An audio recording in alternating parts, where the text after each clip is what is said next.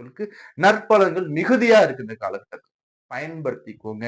என்ன பண்ணணும் இப்பயே பிளான் போட்டு வச்சுக்கோங்க. குரு பெயர்ச்சி பிளான எக்ஸிக்யூட் பண்ண ஆரம்பிச்சிருங்க. அடுத்தபடி நான் சொல்லக்கூடியது வந்து பாத்தீங்கன்னா வந்து கன்னிராசிங்க. கன்னிராசி ஏன் நான் சொல்றேன்னா, இந்த கன்னிராசியை பொறுத்த வரைக்கும் வந்து பாத்தீங்கன்னா, குரு வந்து 4ஆம் இடத்து அதிபதி, 7ஆம் இடத்து அதிபதி. கன்னிக்கு 4, 7க்கு அதிபதி குரு. புரியுதா? சோ இவர் வந்து கேந்திரம் சொல்லுவோம். 1, 4, 7, 10 கேந்திரம் இல்லைங்களா? சோ கேந்திரத்துக்கு அதிபதி, கேந்திராதிபதி இவர் வந்து லாபஸ்தானம் சொல்லக்கூடிய 11ஆம் இடத்துல வந்து அமரும் போது எப்படி சார் இருக்கும்? சார் என்ன சார் நீங்க சொல்றீங்க? ஆல்ரெடி எங்களுக்கு கண்டக சனி போகுது சார். சனியோட நேர் பார்வை நான் உட்கார்ந்துருக்கோம் சார். வாஸ்தவம் தானே இல்லைன்னு சொல்ல மாட்டேன். புரியுதுங்களா? வாஸ்தவம் தான் சனி பார்த்துக்கிட்டு இருக்காரு. கண்டக சனி தான் கஷ்டமா தான் சொல்ல போயிட்டு இருக்கு. இல்லைன்னா சொல்ல. குரு பெயர்ச்சிக்கு பிறகு என்ன நடக்கும் ஒரு அதிசயம்னு பாத்தீங்கன்னா, இந்த குரு தனது உச்ச பார்வையால அவர் வந்து இந்த மீனத்தை அவர் பார்ப்பார். மீனங்கிறது உங்களுக்கு 7ஆம் இடம் இல்லைங்களா? மீனத்தை பார்க்கும்போது சனிய குரு பகவான் தன் உச்ச பார்வையில 9ஆம் பார்வையில பார்க்கும்போது சனியால கெடுதல் பண்ண முடியாது. ஃபர்ஸ்ட் விஷயம் புரிஞ்சுக்கலாம்.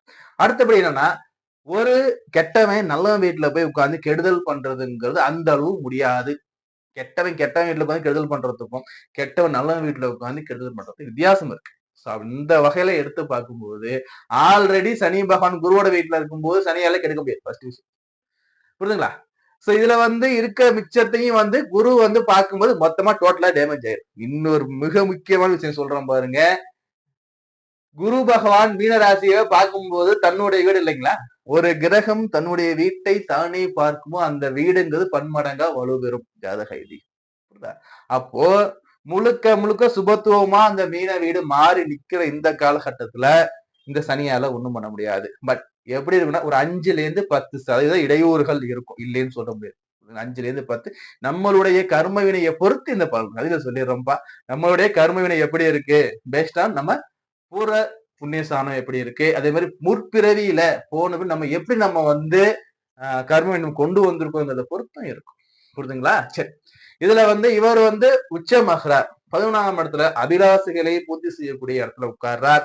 அதே மாதிரி வந்து உங்களுக்கு வந்து இவர் வந்து பாத்தீங்கன்னா வந்து 5ஆம் இடத்தை பார்க்கிறார். 7ஆம் இடத்தை அவர் பார்க்கிறார். 7ஆம் இடம் முழுமையா சுபத்துவமாகுது. காதல்ல இருக்க கன்னிராசிக்காரங்க பல சிக்கல்கள், பிரச்சனைகள், மன வலிகள், விரோதங்கள் போய்கிட்டு இருந்தால் கூட குரு பெயர்ச்சிக்கு பிறகு இது எல்லாமே நிலையும் மாறி நீ இல்லாம நான் இல்ல, நான் இல்லாம நீ இல்லைங்கிற மாதிரி அந்த பரஸ்பர அந்நுண்ணியம் வந்து 2 பேரும் திருமணம் பண்ற வாய்ப்புகள் மிக அதிகம். ஏன் பிரிந்திருந்த காதல் ஜோடி கூட சேருவதற்கு வாய்ப்புகள் அதிகம். ஏன் அதே மாதிரி பிரிந்திருந்த கணவன் மனைவி தம்பதிகள் கூட ஒண்ணு சேர்ந்து வாழ்க்கையில இந்த சுமூகமான வாழ்க்கை பயணத்தை மேற்கொள்ள கூட இந்த காலகட்டம் உதவும். அப்போ கன்னிராசியை பொறுத்த வரைக்கும் திருமணம், திருமண வாழ்க்கைகள், உங்களுடைய அந்த காதல்